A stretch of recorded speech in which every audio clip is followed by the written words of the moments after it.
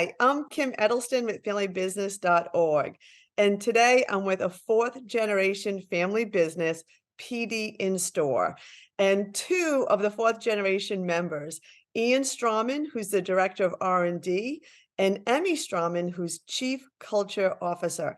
Thank you for being with me today, Ian and Emmy. Thanks for Yeah, having us. we're excited.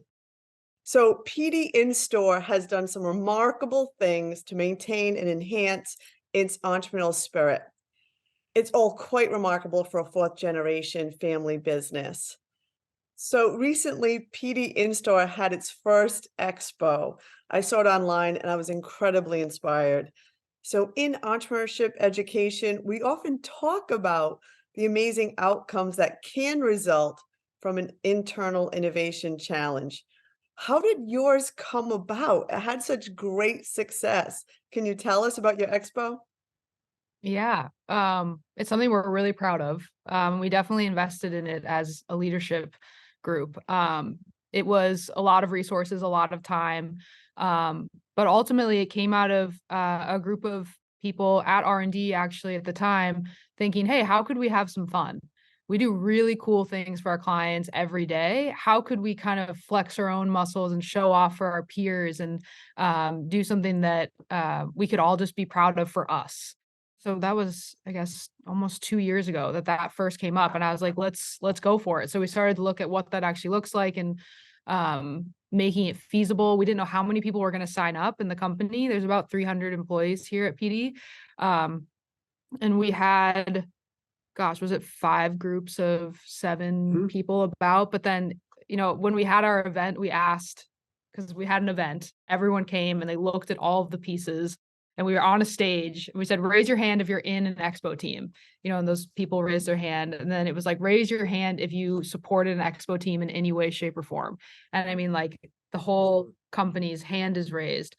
And the point of it was, it's not what we built necessarily that makes this expo so exciting. It's us collaborating for each other and just having a fun day to like look at what's innovative. And that's really that was a long-winded answer for how the expo came about. So what were some of the outcomes? You already kind of mentioned some that were expected and maybe some of the unexpected outcomes. We learned that um, our company, the people within our company, love to work together.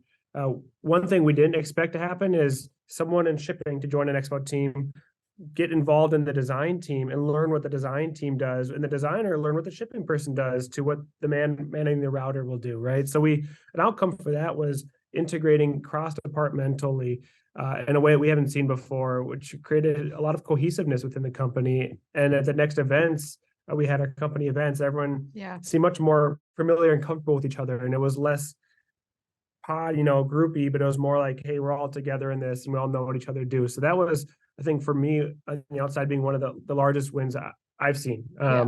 is creating the cohesiveness in the family.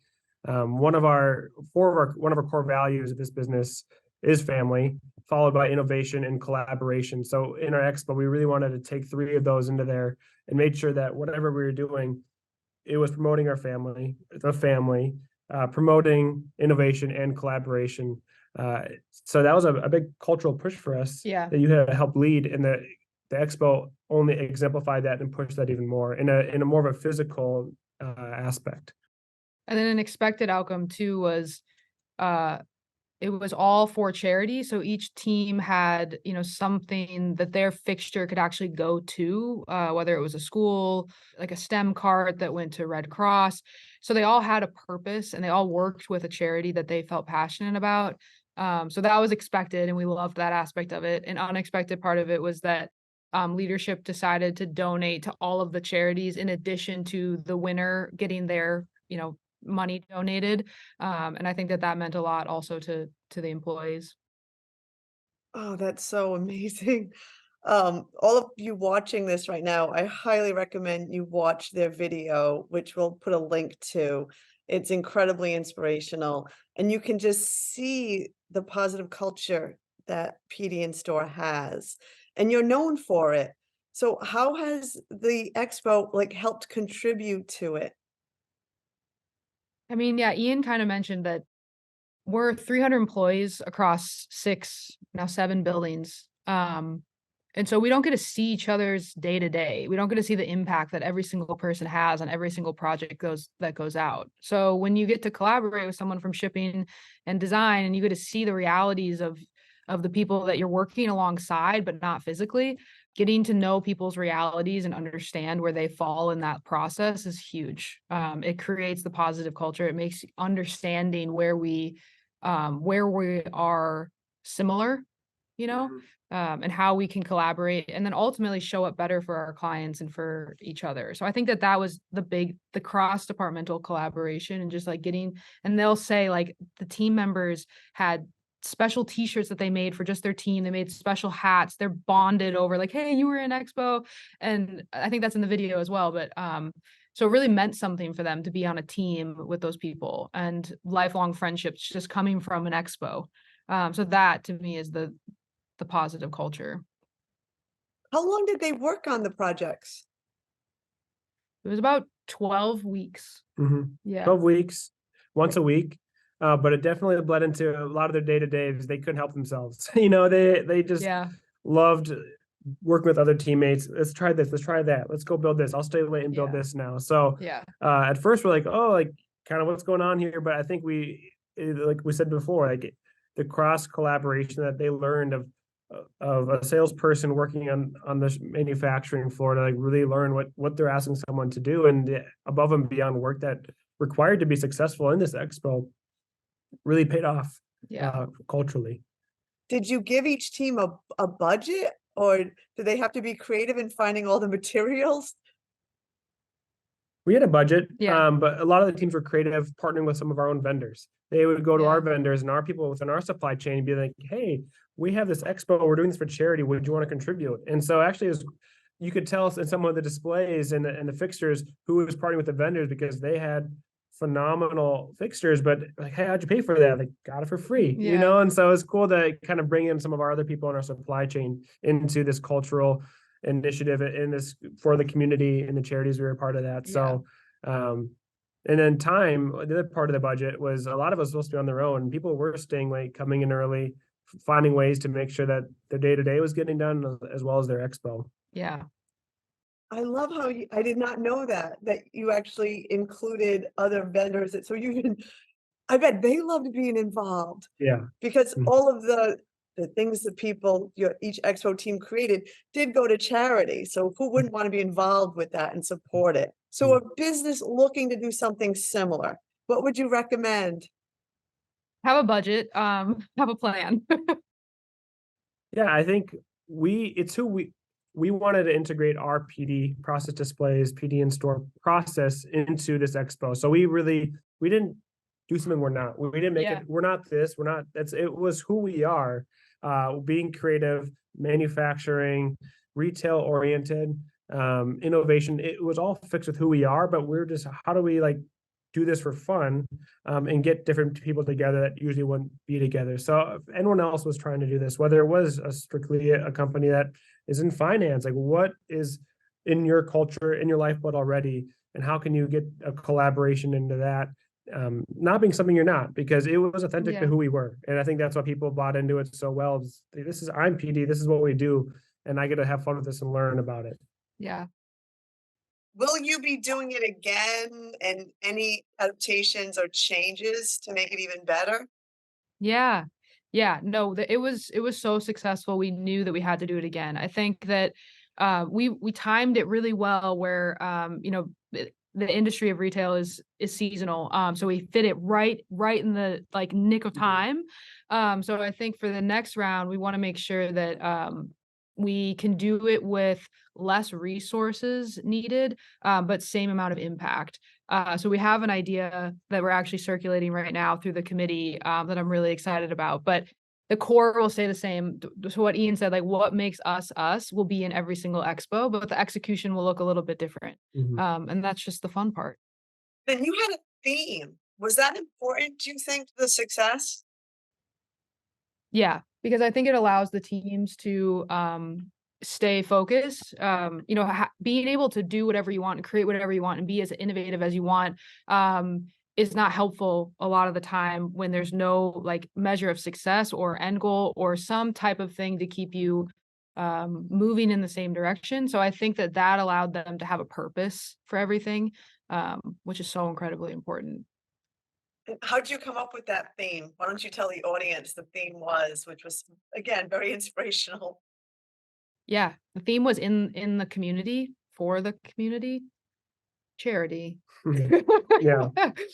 And that just came out of, it was actually, we have a committee, which is also super, if anyone's looking to do this, having a internal committee that's focused on kind of making this process work effectively is super helpful. And so they were really passionate about having this be more purpose driven than just for fun. And that was on them. They just really wanted to have this mean something bigger for our community. We didn't really have any other parameters other than it's going to be donated in the community. Here's what it, your size has to be. And then what do you guys want to do? So the teams randomly picked, got put in random teams, and they all like, hey, like, what do we want to do? And it was cool sitting in the first meetings of that, is everyone had something that was kind of personal to them about how they wanted to be an impact, whether it was someone in their own family who was suffering from different Costello disabilities. syndrome. Yeah. Right, Costello syndrome, or I have a passion for education. I have a passion for education and engineering with women, right? And something like that. So it was really cool to see what everyone was passionate about, and then how everyone came together around this one person. Yeah. Like, I Yeah. want to support you and support this cause we're doing together. And so I think that it was so personal to everybody as well. So it was pretty cool to see. And I think a lot of the people who were kind of hesitant at first, like, I don't know if I want to do this, I don't know if we should do this as a company, by the end of it, everyone was on the same page. Like, this is one of the best initiatives we've done for our company and for the community. Yeah. So finally, I'm sure you know so many family businesses do struggle to remain innovative, and you've been able to do it incredibly well. Final words of wisdom, what advice do you have? Again, I would say it has to be in your culture. It can't just be, hey, group, go be innovative, design something. No, like I said earlier, innovation is one of our 4 core values at this business, because that's what our industry needs, but also it's who we want to be and what makes us special. And I think it's fun, right? Yeah. We make innovation fun here. I encourage it. I encourage fun little projects. We do the 20-80 rule at R&D, where 80% of your time is probably a client driven or an executive driven task, but the 20% of the time, have at it. And we see quite a bit of just excitement and potentially some new opportunities and ideas come out of those ones. And the last thing I'll say is defining innovation. Innovation can be a really, really big word and really daunting, actually, for a lot of people. So the way that we define innovation is it's not necessarily creating new technology or a new way of doing things that changes the world, but it's something that changes for the greater good. For example, like making one small change in a process that maybe only you saw, but ultimately changes the way that we do that process as a company. That's innovative. It can be something super small that has a large impact versus having this something that's super, super big. That's not what we're looking for all the time. Small things with big impact. They can also be big things with big impact. But yeah, defining innovation so that people understand what does success actually look like and not making it too daunting. This was fantastic. It's so inspirational. Again, I highly recommend that people look at the video you have online of your expo, and you can easily see how much fun the employees who might not even be in a role that's normally we would define as innovative, Yeah. became innovative. And then you can see how this had an incredible impact on the culture and their pride and the collaboration within PD Instore. Congratulations. I'm Kim Edelson with FamiliBiz.org, and this was Ian Strawman, the Director of R&D, and Emmy Strawman, who's Chief Culture Officer. I think we all need a Chief Culture Officer now. Thank you for Thank having you us. so much.